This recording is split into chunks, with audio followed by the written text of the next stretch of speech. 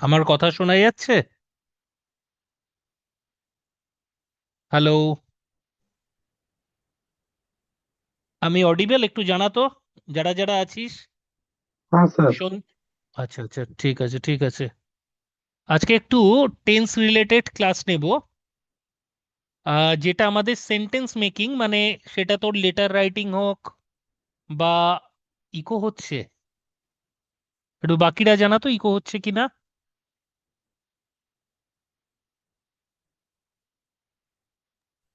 উম, না স্যার, আমার তো ইকো হয়নি। আচ্ছা, তাহলে ওর ওই দিক থেকে কিছু প্রবলেম আছে। আমার দিক থেকে ঠিক আছে, কারণ যদি প্রবলেম থাকতো তাহলে সবারই তাই হতো। এনিওয়ে, আমি সেন্টেন্স তৈরি করার সাথে সাথে টেন্স নিয়ে কিছু ক্লাস করাবো।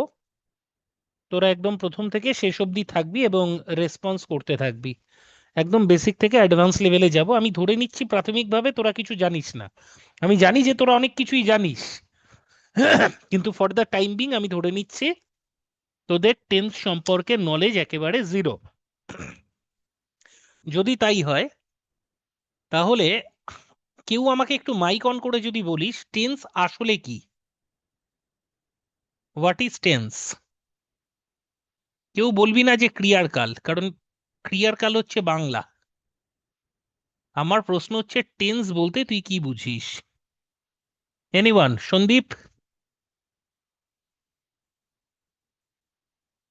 স্যার, আমজাদ? ভার্বের যে অ্যাকশনটা হয় ওটাকেই টেন্স। ভার্বের যে অ্যাকশন হয় তাকে টেন্স বলে? না হয়নি আরো কিছু? আমি নাম বলছি সেই অনুযায়ী মাইক অন কর। দীপ্তা?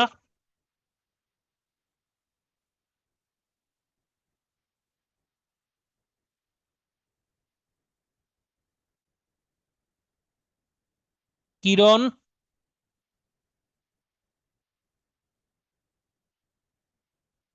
শতদ্রু? শতদ্রু?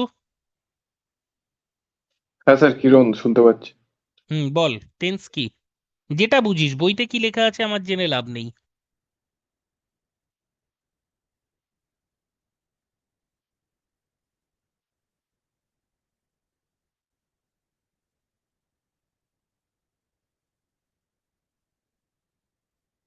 হ্যালো। হ্যাঁ বলো।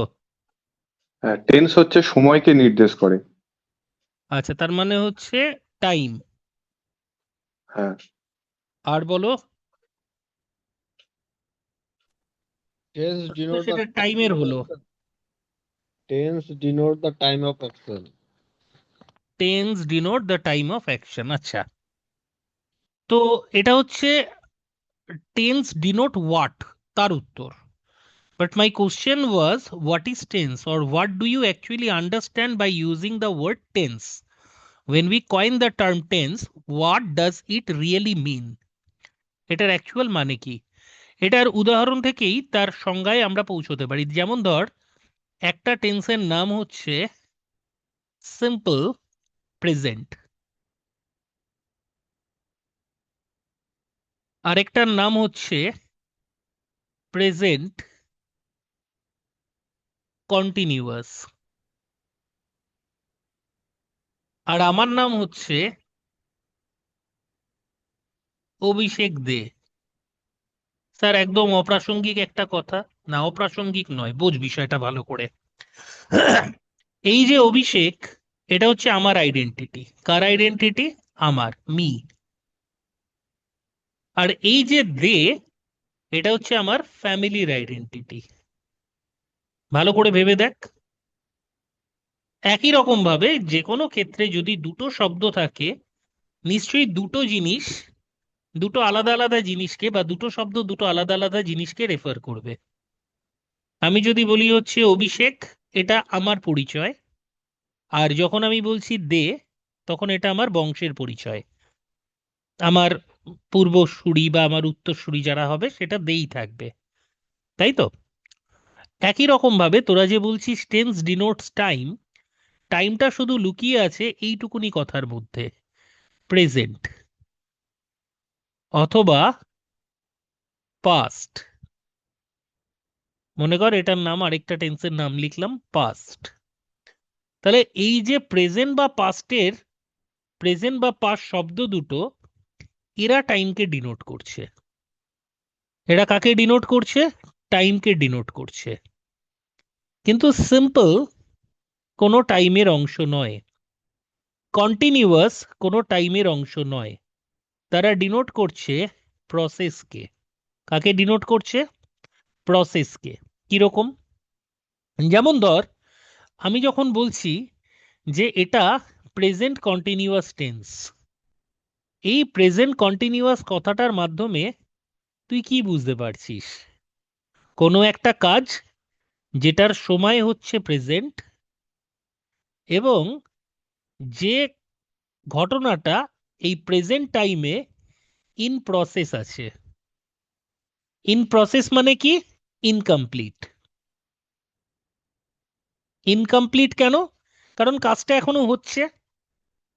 একই রকম ভাবে আমি যদি বলি পাস্ট পারফেক্ট, তাহলে এই পাস্ট আর পারফেক্টের মধ্যে কোন শব্দটা টাইমকে ডিনোট করছে? পাস্ট নাকি পারফেক্ট? বল। Past. Past, sir. পাস্ট হচ্ছে টাইমকে ডিনোট করছে, আর পারফেক্ট মানে কি বলতো? কমপ্লিট। এই যে তোরা যেটাকে পারফেক্ট বলিস, সেটার মানে ফ্ললেস, মানে একদম পারফেক্ট হয়েছে, কোনো ভুল নেই। কিন্তু ইংরেজিতে পারফেক্ট শব্দের আরেকটা মানে আছে, সেটা হচ্ছে কমপ্লিট। যদি কখনো সময় পাস, একদম গুগলে গিয়ে সার্চ করবি, অন্য কিছুতে না, সরাসরি গুগলে যাবি, গিয়ে লিখবি হচ্ছে পারফেক্ট মিনিং। পারফেক্ট মিনিং, দেখবি একটা দেবে কমপ্লিট আর একটা দেবে অ্যাবসলিউট। প্রথমে তো দেবে হচ্ছে having all the desirable qualities, দিয়েছে having all the required or desirable elements বা কোয়ালিটিস। এর সেকেন্ড একটা মানে হচ্ছে অ্যাবসলিউট অথবা কমপ্লিট। তাহলে পারফেক্ট শব্দটা যখন টেন্সের ক্ষেত্রে ব্যবহৃত হয়, তখন কোনো একটা কাজ কমপ্লিট হয়েছে সেটাকে বোঝায়, এছাড়া এর কোনো মানে নেই। তার মানে পাস্ট পারফেক্ট বলতে কোন সময়ের, অতীতের একটা কমপ্লিট অ্যাকশনকে বোঝায়। আর যদি এটা পাস্ট কন্টিনিউয়াস হতো, কন্টিনিউয়াস মানে কি? কাজটা চলছে, এখনো কমপ্লিট হয়নি, তাহলে পাস্ট টাইমের একটা ইনকমপ্লিট অ্যাকশনকে বোঝাতো। তাহলে টেন্সের মধ্যে দুটো জিনিস লুকিয়ে রয়েছে। কি কি? একটা হচ্ছে টাইম, আরেকটা কি? প্রসেস। এই প্রসেসকে আমরা বলতে পারি মোড অফ হ্যাপেনিং, মানে কখন ঘটছে আর কিভাবে ঘটছে, এই দুটোর সমন্বয় হচ্ছে টেন্স। কিরকম? এই টাইমকে আমরা তিনটে ক্যাটাগরিতে ভাগ করতে পারি। একটা হচ্ছে প্রেজেন্ট, একটা হচ্ছে পাস্ট, আরেকটা হচ্ছে ফিউচার। আর প্রসেসকে ক ভাগে ভাগ করতে পারি? 4 ভাগে। সিম্পল অথবা ইনডেফিনিট বলে, 2 নম্বর হচ্ছে কন্টিনিউয়াস, 3 নম্বর হচ্ছে পারফেক্ট, আর 4 নম্বর হচ্ছে পারফেক্ট কন্টিনিউয়াস।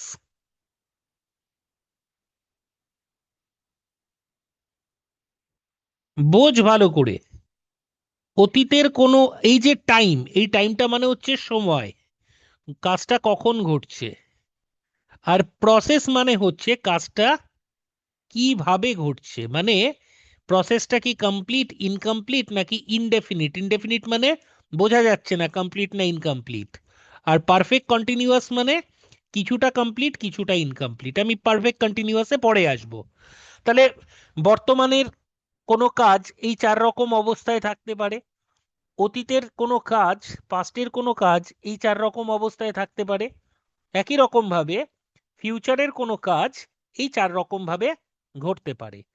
তাহলে টাইম হচ্ছে 3 আর প্রসেস হচ্ছে 4, বা মোড অফ হ্যাপেনিং হচ্ছে 4। তাহলে সব মিলিয়ে টেন্স কটা? 12টা।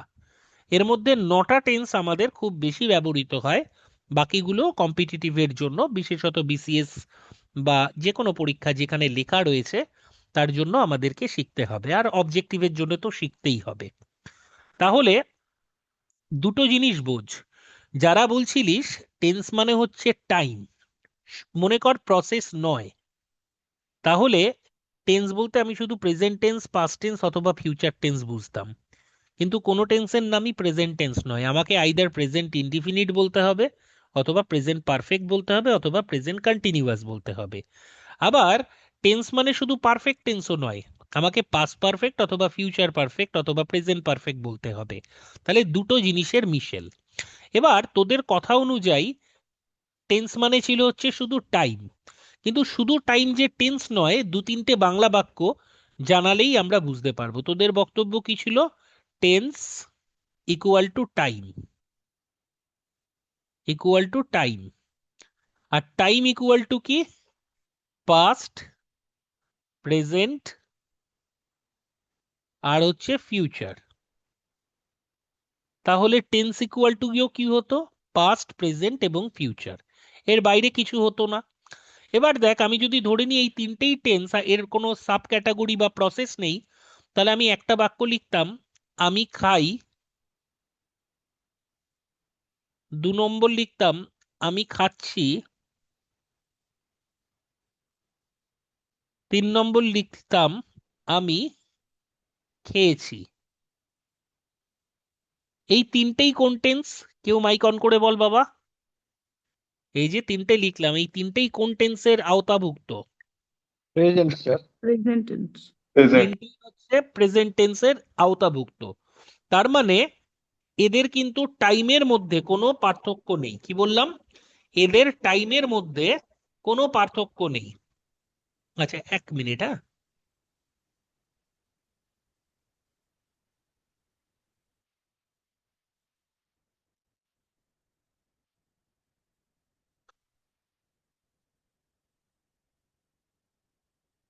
হুম, যেটা বলছিলাম, এরা যে আমি যে লিখলাম, এদের এদের কারুর টাইমের মধ্যে পার্থক্য নেই। তাহলে এদের টেন্সেও কোনো পার্থক্য নেই, যদি টেন্স মানে শুধু টাইম হতো। কিন্তু তোরা বুঝতে পারছিস যে আমি খাই, আমি খাচ্ছি, আমি খেয়েছি, তিনটের টাইমই প্রেজেন্ট হলেও, সময়ের পার্থক্য না থাকলেও কিছু না কিছুর পার্থক্য আছে। সেই কিছু না কিছুর পার্থক্যটা কি? প্রসেস, বা এটাকেই বলা যেতে পারে মোড অফ হ্যাপেনিং। তো এই যে কাজটা, এই কাজটা বোঝাচ্ছে প্রেজেন্টের এই কাজটা কমপ্লিট, আর প্রেজেন্টের এই কাজটা ইনকমপ্লিট, বা এটাকেই বলা যেতে পারে ইন প্রসেস। আর প্রেজেন্টের এই কাজটা কোন টাইমে হচ্ছে সেইটা, নাকি এটা একটা অভ্যাস, যেটা সব জায়গা অভ্যাস। মানে কি বলতো? প্রেজেন্ট মানে প্রেজেন্ট ইনডিফিনিট মানে কি? যেটা পাস্ট, প্রেজেন্ট, ফিউচার তিনটের জন্যই সত্যি। আমি ভাত খাই, তার মানে আমি কালকেও খেয়েছি, আজকেও খাচ্ছি, ভবিষ্যতেও খাবো, এটা অভ্যাস বোঝায়। তো এইটা হচ্ছে সেই সেন্স, সিম্পল ব্যাপার বা ইনডেফিনিট। সিম্পলটা আমরা নাম দিই যদিও, অ্যাকচুয়ালি এটাকে বলা উচিত ইনডেফিনিট, মানে ডেফিনিট করে বলা যাচ্ছে না এটা কোন স্টেটে রয়েছে। যেমন খেয়েছি, এটা কমপ্লিট হয়ে গেছে কাজটা। খাচ্ছি মানে ইন প্রসেস বা ইনকমপ্লিট রয়েছে। কিন্তু আমি খাই, এই কাজটা কোন প্রসেসে রয়েছে সেটা ডেফিনিট নয়। যেহেতু ডেফিনিট নয়, that is why it is called indefinite. এবার ধর আরেকটা আছে, আমি 2 ঘন্টা ধরে ভাত খাচ্ছি। আমি বাংলায় লিখছি, তোদের ইংরেজিটা পরে আলোচনা করে দেব। 2 ঘন্টা ধরিয়া বা ধরে, তোরা বুঝতে পারছিস তো? হ্যালো? Yes, sir. হ্যাঁ স্যার। হ্যাঁ, হ্যাঁ। হ্যাঁ দু স্যার, বোঝা ঘন্টা যাচ্ছে। ধরে ভাত খাচ্ছি। স্যার, এটায় পারফেক্ট কোথায় আর কন্টিনিউয়াস কোথায়? ভালো করে বোঝ। এটা হচ্ছে, এখন বাজে হচ্ছে 10টা 36। তাহলে আমি খাওয়া শুরু করেছিলাম কটায়? 8টা 36-এ। তাহলে 8টা 36 থেকে 9টা 36, 1 ঘন্টা। 9টা 36 থেকে 10টা 36, 1 ঘন্টা। তাহলে এই যে 1 ঘন্টার কাজ, এই 1 আওয়ারটা আমার কমপ্লিট হয়েছে। আবার 9টা 36 থেকে 10টা 36, এই যে 1 আওয়ার, এটাও আমার কমপ্লিট হয়েছে। কমপ্লিট মানে কি বলছিলাম জানি? টেন্সের ভাষায় কমপ্লিট মানে কি? Perfect. তাহলে এই যে অংশ 10টা 36 অবধি, 8টা 36 থেকে 10টা 36 অবধি, এই অংশটা, এই সময়ের কাজটা কমপ্লিট হয়েছে, কিন্তু কাজটা কমপ্লিট হয়নি। তারপর 10টা 37 থেকে সেইটা আবার কন্টিনিউ হচ্ছে, মানে ইন কন্টিনিউইটি। তাহলে এই অংশটা হচ্ছে পারফেক্ট, আর এর পরেও যে কাজটা রানিং থাকছে সেই অংশটা হচ্ছে কন্টিনিউয়াস। যেমন ধর আমি বললাম 2 ঘন্টা ধরে বৃষ্টি পড়ছে, তার মানে 8টা 36 থেকে 10টা 36 অবধি বৃষ্টি পড়ার কাজটা, মানে ওই পার্টের যতটা বৃষ্টি পড়ার কাজ, সেটা মনে কর 100 ml হোক, 1 লিটার হোক, বা 100 লিটার হোক, বা 100 কিউসেক হোক, what ever it may be, সেই যে 2 ঘন্টায় যতটা হওয়া, সেই কাজটা কমপ্লিট হয়ে গেছে। কিন্তু বৃষ্টিটা ওই 2 ঘন্টার পরেও থামেনি, ওই অবধি যতটা করার কমপ্লিট করে তারপর আবার রানিং আছে। তার মানে পারফেক্ট কন্টিনিউয়াস বলতে বোঝায়, লিখে রাখ, সামথিং, নোট করে নে, something which is partly completed and partly in continuity. I repeat, perfect continuous refers to an action.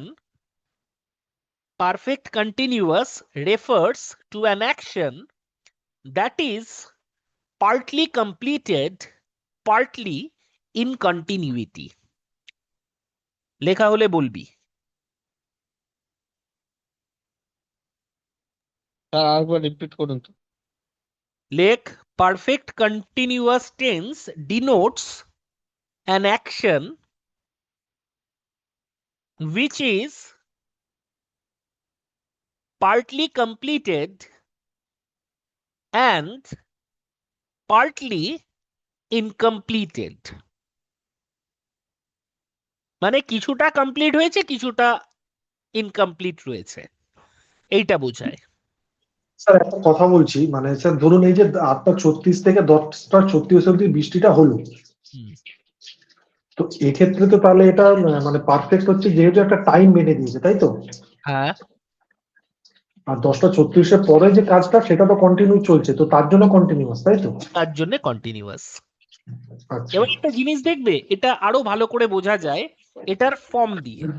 কি ফর্ম দিয়ে বোঝা যায় আমাকে একটু কেউ বলতে পারবে? পারফেক্ট টেন্সের, পারফেক্ট টেন্স, আচ্ছা এটা একটু পরে বোঝাই তাহলে আরো সুবিধা হবে। সেটা হচ্ছে, আমার একটু মনে করাবে, আজকেই করাবো, যে পারফেক্টের ফর্ম আর কন্টিনিউয়াসের ফর্মকে মিশ্রণ করলে কি হয় সেটা দেখতে হবে, যে কেন এটাকে পারফেক্ট কন্টিনিউয়াস বলবো। একটু ছোট করে বলেই দিই, প্রশ্নটা যখন মনে এসছে না বললেই নয়। তবে তার আগে একটা জিনিস তোমাদেরকে জিজ্ঞাসা করব, তারপরেই এই পয়েন্টে আসব, যে হেল্পিং ভার্ব কি জিনিস, বা অক্সিলারি ভার্ব কি জিনিস, কেন এটাকে হেল্পিং ভার্ব বলা হয়? এনিওয়ান? ওই ভার্বটাকে হেল্প করে, মানে বুঝতে সাহায্য করে যে এটা মানে কোন কিসে হবে আর কি, মানে কন্টিনিউয়াস হবে না পারফেক্ট মানে হবে। স্যার কোন, হ্যাঁ মানে স্যার কোন টেন্স আছে, বা মানে ধরুন পাস্টে আছে বা মানে ফিউচারে আছে, এই এটা জিনিসটাকে তো ডিনোট হেল্পিং করার ভার্ব জন্য। ছাড়াও বোঝা যেত।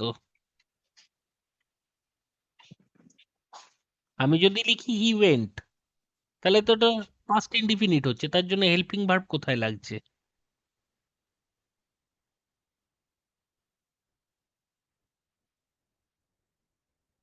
বলো।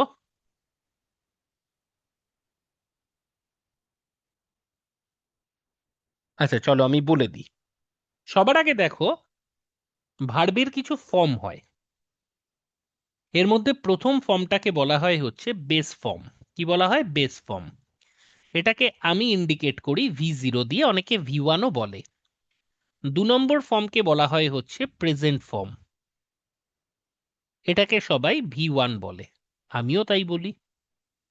2 নম্বর ফর্মকে বলা হয় পাস্ট ফর্ম, এটাকে মনে রাখার সুবিধার জন্য V2 বা second form of the verb বলে।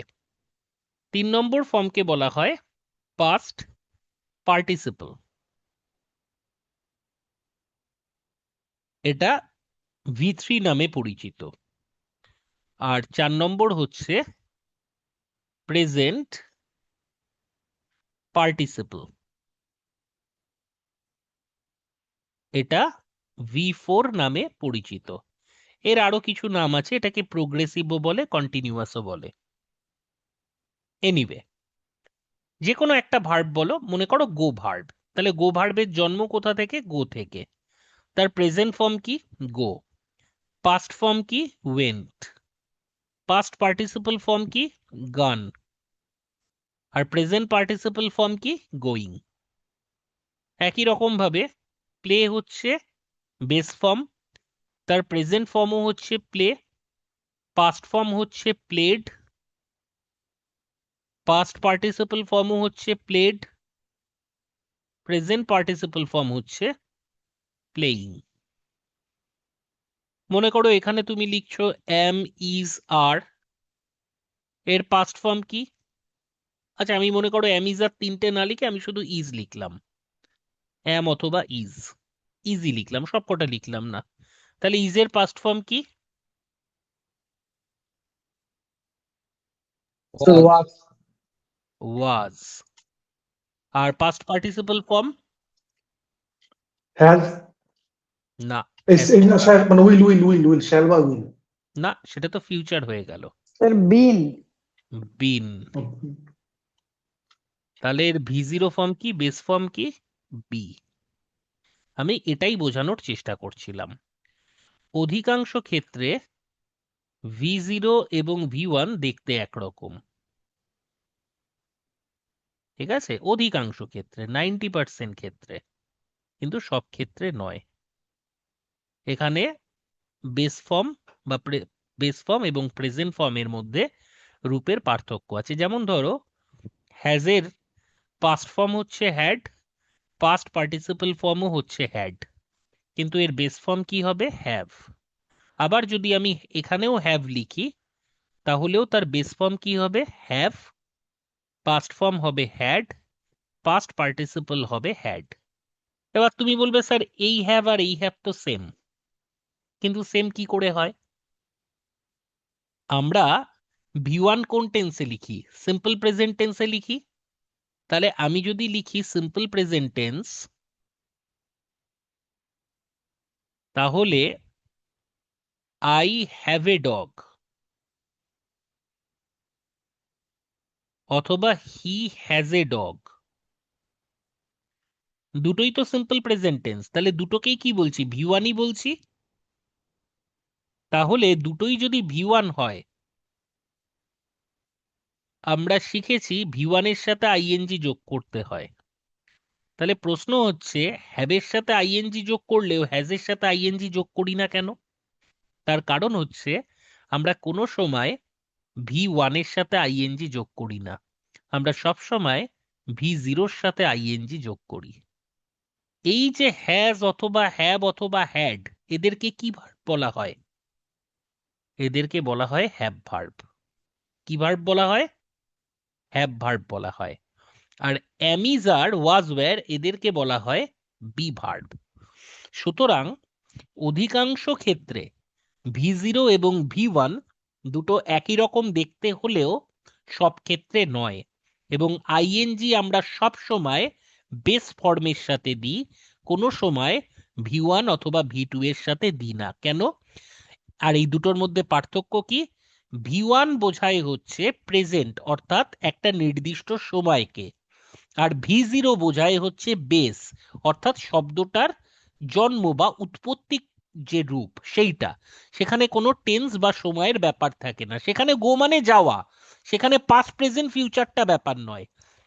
একই রকম ভাবে যখন V1 গো বলছি, সেটার মানে যেমন যাওয়া হবে, কিন্তু প্রেজেন্টের যাওয়াই বোঝাবে, সেটা পাস্ট অথবা ফিউচার বোঝাবে না, অর্থাৎ টাইমটাকেও বোঝাবে।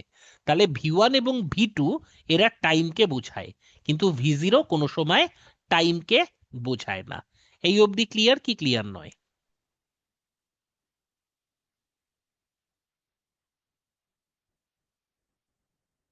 এই Clear. অবধি হ্যাঁ ক্লিয়ার? Sir, clear. হ্যাঁ স্যার, ক্লিয়ার। ওকে, এইবার দেখো, এই কারণেই আমরা ইজিং ব্যবহার করতে পারি না বা ওয়াজিং ব্যবহার করতে পারি না। কি ব্যবহার করি? বিং। তার মানে আইএনজিটা সবসময় এই ঘরের সাথে হচ্ছে। ঠিক আছে? এই একই কারণে আমরা হ্যাজিং ব্যবহার করতে পারি না। কি করতে হয়? হ্যাভিং। অর্থাৎ হ্যাজ থাকলেও হ্যাভিং করতে হয়, আবার হ্যাভ থাকলেও হ্যাভিং করতে হয়। আমরা দেখবে ভার্বকে মূলত তিনটে ভাগে ভাগ করি। বেস ফর্মের দিক থেকে আমরা ভার্বকে তিনটে ভাগে মূলত ভাগ করি। একটা হচ্ছে বি ভার্ব, একটা হচ্ছে হ্যাভ ভার্ব, আরেকটা হচ্ছে ডু ভার্ব। বি এর মধ্যে কি পড়ে? Am, is, are, was, were. এখানে কি পড়ে?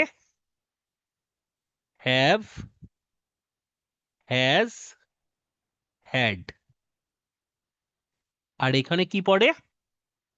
ডু, ডাজ, আর ডিড। ডান কিন্তু নয়, ডান অন্য জিনিস, ভি3, ওটা মেইন ভার্ব। আমি হেল্পিং ভার্বের কথা বলছি। তাহলে এই যে ভি মানে বি লিখলাম বা বি লিখলাম, অথবা এই যে হ্যাভ, জ্বালাচ্ছে তো বড্ড, বা এই যে হ্যাভ লিখলাম অথবা এই যে ডু লিখলাম, এরা কোন ফর্ম? এরা হচ্ছে মেইন ভি0 ফর্ম। এরা হচ্ছে ভি0। আর এদের আন্ডারে বিভার্বের মধ্যে কি পড়ছে? অ্যামিজার, এটা হচ্ছে ভি1। ওয়াজ ওয়্যার, এটা হচ্ছে ভি2। হ্যাভ হ্যাজ, এটা হচ্ছে ভি1। হ্যাড, এটা হচ্ছে ভি2। ডু ডাজ, এটা হচ্ছে ভি1। আর এটা কি? ভি2। তাহলে এইটা হচ্ছে তার উৎপত্তিকে বোঝায়, বেস ফর্মকে বোঝায়। এবং বেস ফর্ম যে সবসময় প্রেজেন্ট ফর্মের মতো দেখতে হবে এমন কোনো কথা নেই। হতেও পারে, নাও হতে পারে। অধিকাংশ ক্ষেত্রে সেম হয়, কিন্তু সবসময় সেম হয় না। এইবার প্রশ্ন হচ্ছে যে হেল্পিং ভার্বের কাজ কি? তাহলে আমরা পারফেক্ট কন্টিনিউয়াসটা বুঝতে পারবো। দেখ, এই যে 4-5খানা ভার্ব আছে, এই যে ফর্মগুলো আছে, এর মধ্যে কোন ফর্মগুলো টাইমকে রিপ্রেজেন্ট করে? ইংরেজিতে বেস বলে কোনো টাইম আছে? মাইক অন করে রিপ্লাই কর। না ইংরেজিতে স্যার। বেস ফর্ম বলে কোনো টাইম নেই। তাহলে না স্যার নেই। ভি0 ব্যবহার করলে পাস্ট, প্রেজেন্ট, ফিউচার কিছু বোঝাবে না। ক্লিয়ার? 2 নম্বর, ইংরেজিতে প্রেজেন্ট বলে কোনো টাইম আছে? হ্যাঁ স্যার। হ্যাঁ আছে। তাহলে ভি1 যদি স্যার ব্যবহার আছে। করি তাহলে সেটা প্রেজেন্ট টাইমকে বোঝাবে। তাহলে প্রেজেন্ট টাইম বোঝানোর দায়িত্ব কে নিয়ে নিল? ভি1। পাস্ট বলে কোনো টাইম আছে? হ্যাঁ হ্যাঁ স্যার স্যার। আছে। তাহলে এটাও টাইমকে বোঝাবে। তাহলে প্রেজেন্ট বলে টাইম আছে, সেটা ভি1 লিখলে বোঝা যাবে। পাস্ট বলে টাইম আছে, সেটা ভি2 বলে লেখা যাবে। আচ্ছা, পাস্ট পার্টিসিপল বলে কোনো টাইম আছে? প্রেজেন্ট বলে আছে, পাস্ট বলে আছে, কিন্তু পাস্ট পার্টিসিপল বলে কোনো টাইম আছে? না নেই। না স্যার। তাহলে এরা টাইমকে বোঝাতে পারবে না। প্রেজেন্ট পার্টিসিপল বলে কোনো টাইম আছে? না স্যার। তাহলে এরাও কোনো টাইমকে বোঝাতে পারবে না। তাহলে টাইমকে বোঝাতে পারে শুধুমাত্র কে কে? ভি1 এবং ভি2। Yes or no?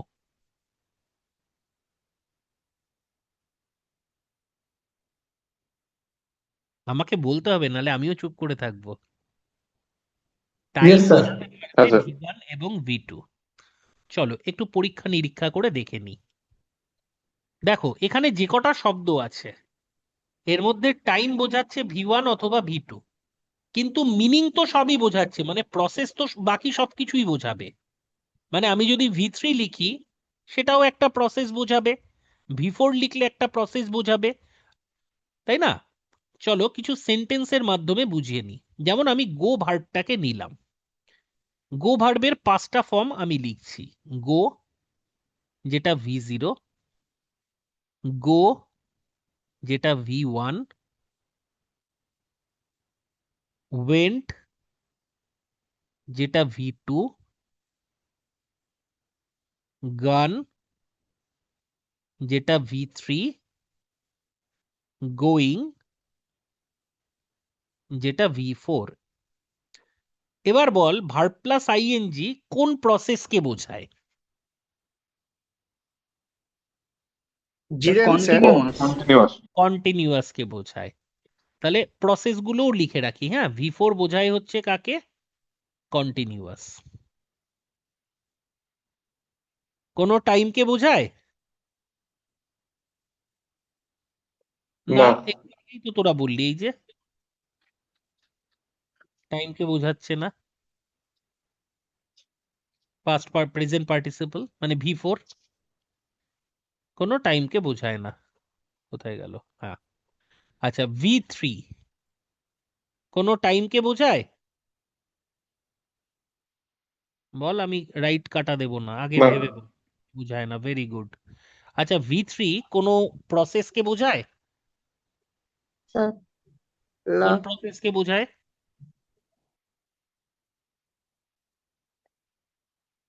বল বাবা। পারফেক্ট। পারফেক্ট। প্রসেস মানে কি বলতো? ইনডিফিনিট, কন্টিনিউয়াস, পারফেক্ট আর পারফেক্ট কন্টিনিউয়াস।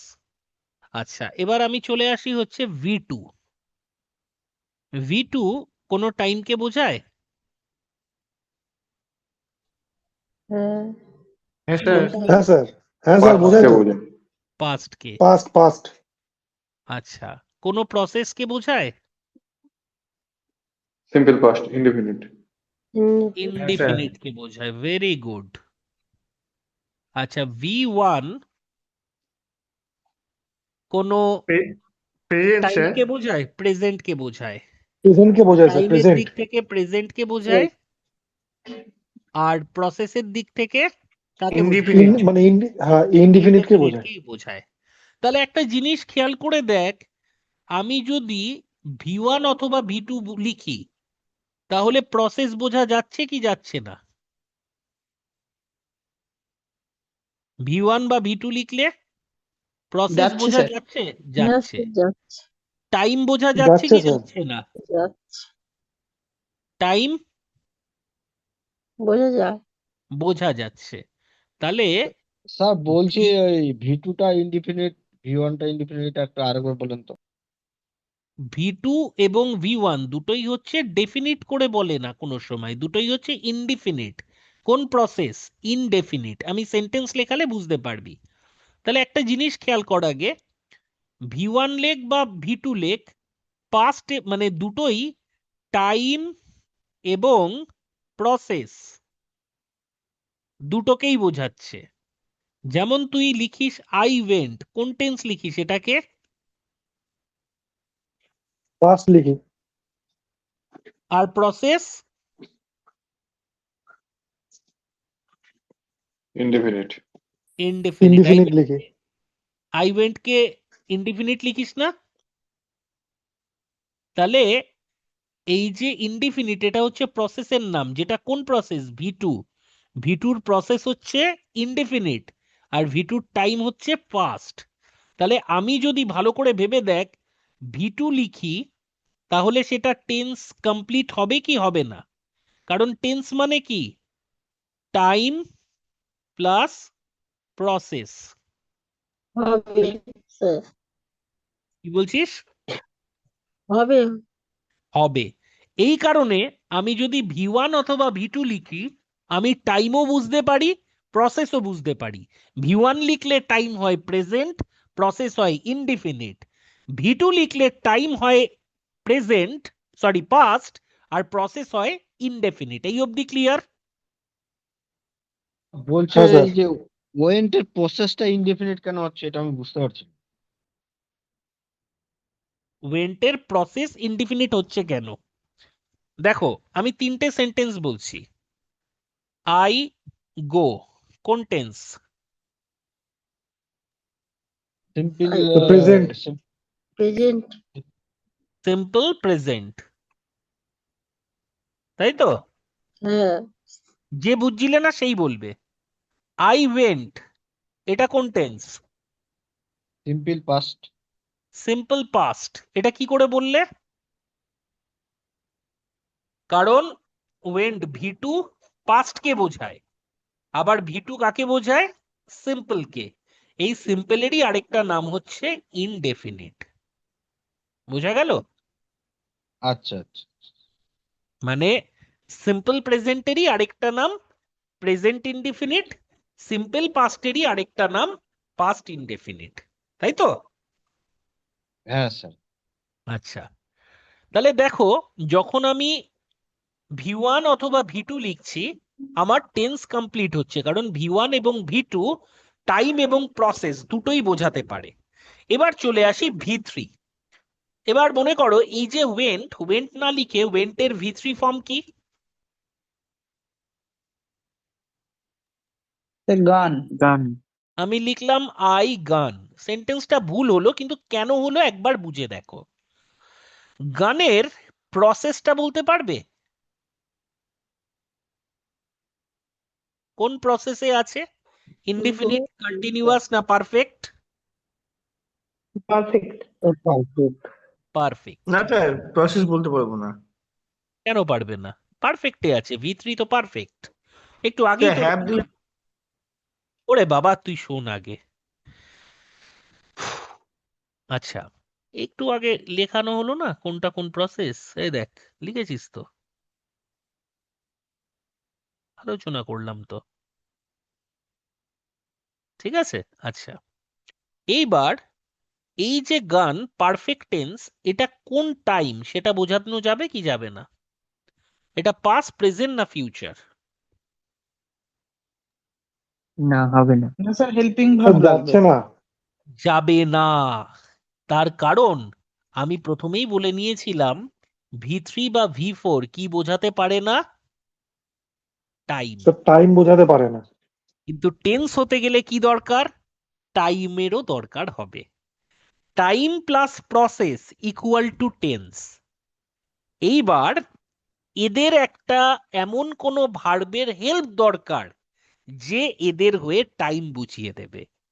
এখানে যখন আমি লিখছি আই হ্যাভ গান, এই হ্যাভের মানে কোনো কিছু নেই। এই হ্যাভ শুধুমাত্র প্রেজেন্ট বোঝানোর জন্য আসে। দেখ, আমি যখন বললাম আই হ্যাভ এ ডগ, আমার একটি কুকুর আছে। তাহলে এই হ্যাভের একটা মানে আছে না নেই? আছে। আছেটা কি? আছে, মানে আ- মানেটা আছে, এবং মানেটাও হচ্ছে আছে। হ্যাভ মানে থাকা আর কি। কিন্তু এইখানে যে আই হ্যাভ গন লিখলাম, হ্যাভ মানে থাকে বা আছে, সেই মিনিংটা দাঁড়াচ্ছে না দাঁড়াচ্ছে না? দাঁড়াচ্ছে না। দাঁড়াচ্ছে না। তার মানে হ্যাভ যখন হেল্পিং ভার্ব হিসেবে ব্যবহৃত হবে, তার কোনো মিনিং থাকবে না। হ্যাভ অথবা হ্যাজ শুধুমাত্র ভি3 সাথে আসবে এইটা বোঝানোর জন্য যে ওই পারফেক্ট প্রসেসের কাজটা প্রেজেন্টে হয়েছে। এখানে হ্যাভ শুধুমাত্র টাইম ডিনোট করবে। কার হয়ে করবে? যে টাইম বোঝাতে পারবে না। খুব ভালো করে খেয়াল করে দেখ, প্রেজেন্ট ইনডিফিনিট বা পাস্ট ইনডিফিনিটে আমরা কি হেল্পিং ভার্ব ব্যবহার করি? Simple sir. পাস্ট টেন্সে করি না। না স্যার। করি না। দেখবি ছোটবেলায় লেখা থাকতো বইতে যে ইনডিফিনিট টেন্সে আমরা হেল্পিং ভার্ব ব্যবহার করি না। কেন করি না বোঝ। যখন আমি ভি1 বা ভি2 লিখছি, তখন টাইমও বোঝানো হয়ে যাচ্ছে, প্রসেসও বোঝানো হয়ে যাচ্ছে। সুতরাং অন্য কারুর হেল্প দরকার নেই। একটা টেন্স হওয়ার জন্য টাইম আর প্রসেস এই দুটো জিনিস দরকার।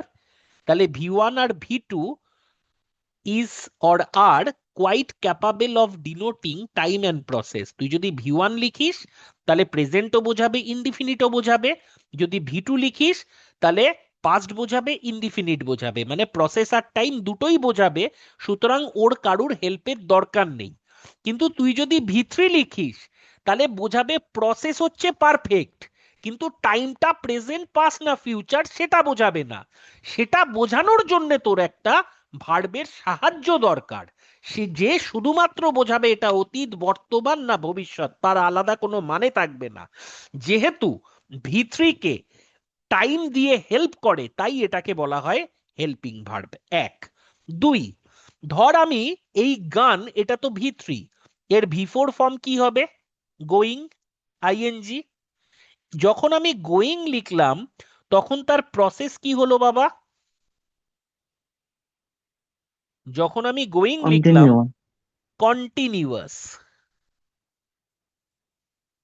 তখন তার প্রসেস হলো কন্টিনিউয়াস। টাইম কি হলো?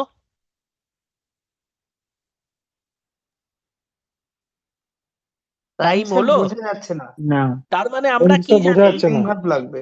আমরা জানি V3 এর মতো V4ও টাইম বোঝায় না। দেখ আমি এর আগে লিখিয়েছিলাম, তোরা তখন বলছিলিস যে V4 টাইম বোঝায় না, তাই না? তাহলে এই যে V3 বা V4, তারা শুধুমাত্র বোঝায় কাজটা কমপ্লিট না ইনকমপ্লিট, কোন সময়ের কাজ সেটা বোঝানোর ক্ষমতা ওদের নেই। তাই যারা শুধুমাত্র প্রসেস বোঝাতে পারে, টাইম বোঝাতে পারে না, তাদের জন্য অতিরিক্ত একটি ভার্বের আগমন দরকার, যে টাইমটা বুঝিয়ে দিয়ে সাহায্য করবে এবং এই V3 এবং V4 কে সাহায্য করে বলে এটাকে বলা হয় সাহায্যকারী ক্রিয়া। এখানে তুই যদি এম লিখিস, এম মানে কি? হই। কিন্তু যখন সে সাহায্য করবে তার কোনো মানে থাকবে না, তার মানে থাকবে হচ্ছে শুধু প্রেজেন্ট। এখানে তুই লেখ ওয়াজ, এই ওয়াজের মানে থাকবে হচ্ছে শুধু পাস্ট। এই ওয়াজ মানে ছিল, এই মানেটা দাঁড়াবে না। ঠিক আছে? V1 আর V2 এর সাথে হেল্পিং ভার্ব দরকার হয় না কেন? কারণ ওদের হেল্পেরই দরকার হয় না। আরো সোজা ভাষায় বোঝ, যে মেয়েটার বিয়ে হয়ে গেছে, মানে খুব সিম্পলি নে, আমি কোনো ইয়ার্কি ফাজলামিও মানি না ক্লাসে, বাট বোঝার জন্য সুবিধা হবে। যে মেয়েটার বিয়ে হয়ে গেছে তার জন্য পাত্র দেখে লাভ আছে? একই রকম ভাবে যে V1 বা V2 নিজেই টাইম বোঝাতে পারে, তার জন্য কি আর হেল্পিং ভার্বের দরকার আছে? নেই। তাহলে যে মেয়েটার বিয়ে হয়নি, মানে V3 আর V4, যার বিয়ে হয়নি তার জন্য পাত্র দেখে লাভ আছে, মানে তার হেল্পিং ভার্বের দরকার আছে। এইটা হচ্ছে কনসেপ্ট। এই কারণে দেখবি সব সময় V3 আর V4 ভার্বের আগেই হেল্পিং ভার্ব বসে। এটা লিখে নে, V3 এর আগে বসে হচ্ছে হ্যাভ ভার্ব, হ্যাভ ভার্ব মানে হ্যাভ হ্যাজ হ্যাড, আর V4 এর আগে বসে হচ্ছে বি ভার্ব। এবং এটা আমি শুধুমাত্র অ্যাক্টিভ ভয়েসের কথা বললাম।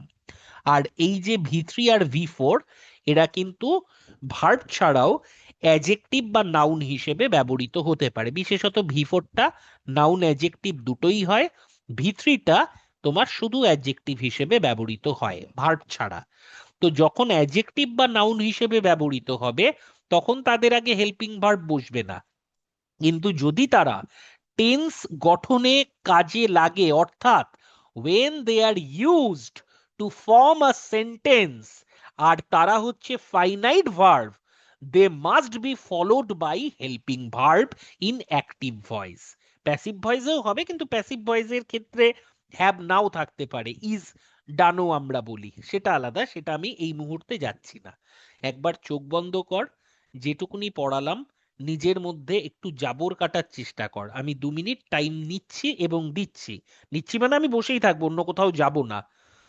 এইটুকুনি যে বোঝালাম, যদি এখান থেকে ন্যূনতম কোনো ডাউট থাকে, you can switch on the mike and ask me.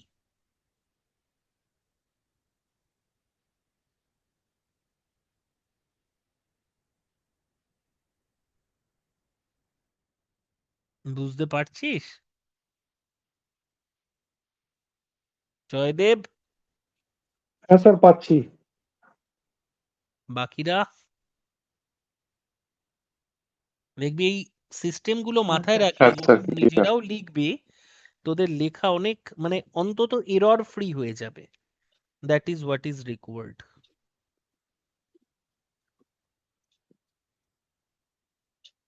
Sir V4টা শেষে অ্যাক্টিভ ইয়ে তো বি হলো, এটা একটু বলুন তো। বুঝলাম না, বলো। V4টা বি হচ্ছে অ্যাক্টিভ ইয়েতে, হুম। এটা একটু বলুন, মানে শেষে যেটা লিখলাম ওটা একবার বলুন। V4 হচ্ছে, V4 কোন শব্দগুলো? V4 হচ্ছে, এক মিনিট, হ্যাঁ, V4 হচ্ছে তোমার ভার্ব প্লাস আইএনজি, তাই তো? V4 হ্যাঁ মানে স্যার। হচ্ছে V0 প্লাস আইএনজি। হুম কতগুলো V0 বলো? মনে করো হচ্ছে গো, মনে করো হচ্ছে কাম, মনে করো হচ্ছে প্লে, এগুলো V0, তার সাথে আইএনজি যোগ করো, তাই তো? এবার গোয়িং এর আগে হ্যাঁ, তুমি কি লেখো? হ্যাভ গোয়িং না ইজ গোয়িং? ইজ গোয়িং লিখি। অথবা লেখো আর গোয়িং, হুম অথবা লেখো অ্যাম গোয়িং, হুম অথবা লেখো ওয়াজ গোয়িং, অথবা লেখো ওয়্যার গোয়িং, তাই তো? হুম কি ভার্ব? Be verb. তার মানে এই যে V4 এর আগে মানে কন্টিনিউয়াস এর আগে আমাকে তো টাইম বোঝাতে হবে, টাইম বোঝানোর জন্য V4 এর আগে আমরা বি ভার্ব লিখি, এইটা বললাম। অন্যদিকে ধরো V3, V3 মানে ওই ইডি ফর্ম যেগুলো জেনারেলি, সব ক্ষেত্রে তা নয়। তাহলে গোয়িংটা কি হয়ে যাবে? গন। কামিংটা কি হবে? কাম হবে। কাম কেম কাম, ওই V3 কাম। আর প্লেইংটা কি হবে? প্লেড। তাহলে এর আগে আমরা কি লিখবো? হ্যাভ প্লেড, হ্যাজ প্লেড, আর হ্যাড প্লেড। তাহলে এই যে হ্যাভ হ্যাজ হ্যাড, এগুলোকে কি ভার্ব বলা হয়? Have verb. তাহলে V3 মানে যখন পারফেক্ট বোঝাবে, এই পারফেক্টের টাইম বোঝানোর জন্য আমরা হ্যাভ ভার্ব ব্যবহার করব। এই হ্যাভটা হচ্ছে V0, এই বিটা হচ্ছে V0। এই বি এর আন্ডারে যে এম, আর, ইজ রয়েছে, এরা হচ্ছে V1।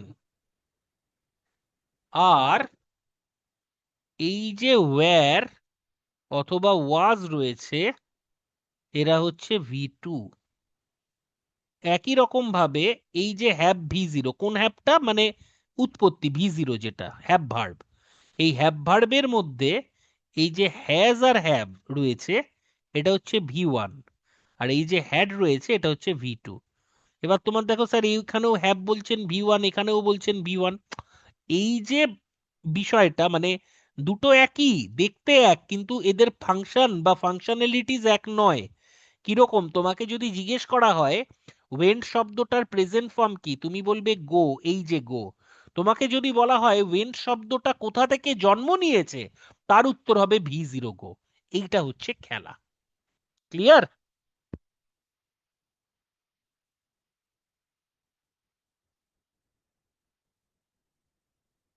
বুঝেছো না বোঝোনি? হ্যাঁ স্যার, বুঝেছি। কারুর কোনো হ্যাঁ স্যার, ডাউট, ক্লিয়ার। কোনো কোয়ারিজ? না স্যার নেই। ঠিক আছে, একটু দেখে নাও, কারুর কিছু প্রশ্ন থাকলে নেক্সট দিন এরপর থেকে করাবো। টেন্সটা করে নাও, কারণ টেন্স যখনই হয়ে যাবে না, তোমাদের লেখার মধ্যে ওই যে অনেক সময় লেখো না যে দ্য ম্যান ইজ কাম, তো ওইগুলো ভুলগুলো মানে আর হবে না। যে কেন হচ্ছে, কোন ক্ষেত্রে, আমি কেন, আমি V3 লিখলে তার আগে সবসময় আমি হ্যাভ হ্যাজ হ্যাড এর মধ্যে লিখবো। আমি গান লিখলে হ্যাভ হ্যাজ হ্যাড লিখবো। আমি গোয়িং লিখলে am is are was well লিখবো। আমি যদি শুধু ওয়েন্ট লিখি, তার আগে কখনো V2 এর আগে হেল্পিং ভার্ব বসে না। এবার কনফিউশন কোথায় হয় বলো তো? কোন শব্দগুলোর ক্ষেত্রে? যেগুলোর V2 আর V3 একই রকম দেখতে, এরকম প্রচুর শব্দ আছে। যেমন ধরো আমি বললাম V1, V2, V3, আর এটা হচ্ছে V0। আরেকটা মনে করো V4। কিছু শব্দ বললাম, যেমন ধরো বললাম প্লে, এখানেও প্লে হবে, এখানেও প্লেড হবে, এখানেও প্লেড হবে।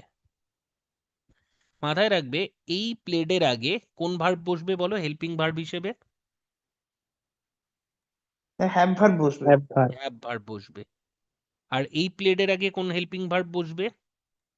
বি ভার্ব বসবে। পাপ, কোনো এটা তো ভার্ব V2। বসবে সরি, না। এটা স্যার কোনো কোনো হেল্পিং ভার্ব কিছু বসবেই বসবে না। না। এটা হচ্ছে ওই মেয়েটা যার বিয়ে হয়ে গেছে, বুঝতে পেরেছিস? মানে এ টাইম আর প্রসেস দুটোই বোঝাতে পারছে, তাহলে ওর আর কার সাহায্যের দরকার? তুই যদি ধীরুভাই আম্বানিকে বলিস স্যার কিছু টাকা লাগবে, আমি সুদে টাকা খাটাই, মানে আছে কোনো? V1 আর V2 হচ্ছে সেইটা।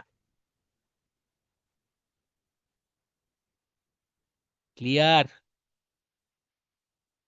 হ্যাঁ এই স্যার। তোরা নোট করে Yes, নিচ্ছিস তো? sir. আমি তো মুখে মুখে বলে যাচ্ছি আর লিখছি।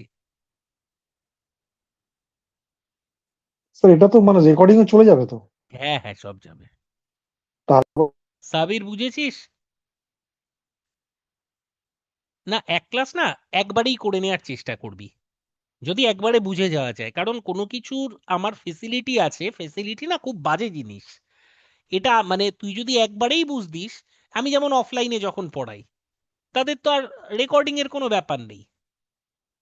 সুতরাং অ্যাটেনশন লাইভ ক্লাসেই দিবি, যাতে রেকর্ড দেখতে না হয়। রেকর্ড ডেফিনেটলি থাকবে, ঠিক আছে? আমি ওই জন্য এক কথা কতবার বলছি, কত রকম ভাবে বলছি, কত ভেঙে ভেঙে বলছি। কোনো বই খুলে নেই এইভাবে বলা নেই। তাহলে আমি দিনের শেষে পেলাম হচ্ছে টেন্স কি? টেন্স হচ্ছে টাইম এবং প্রসেসের সম্মিলন, মানে প্রেজেন্টের সাথে ইনডিফিনিট বা কন্টিনিউয়াস বা পারফেক্ট বা পারফেক্ট কন্টিনিউয়াসের সম্মিলন, বা পাস্টের সাথে ইনডিফিনিট কন্টিনিউয়াস পারফেক্ট বা পারফেক্ট কন্টিনিউয়াসের মিলন।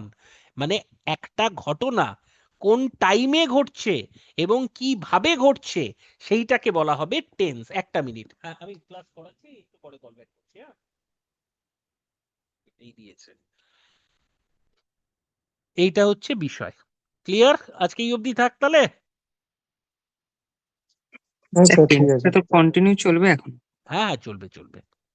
গুড নাইট সবাইকে। ঠিক আছে। স্যার বলছি